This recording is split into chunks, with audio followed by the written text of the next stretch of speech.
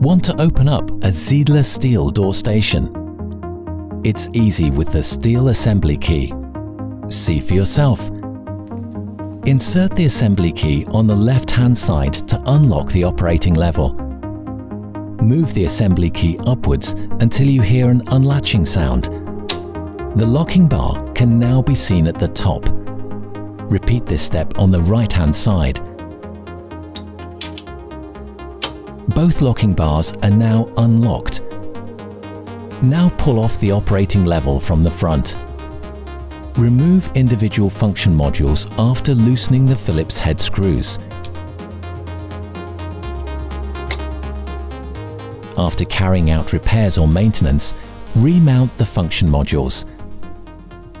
Insert the operator panel using the centering pins on the mounting level as a guide. The operating level is now in place. Lock the operating level by pressing the locking bars downwards using the assembly key. You'll hear when the bars snap into place. The steel door station is now locked again. Done.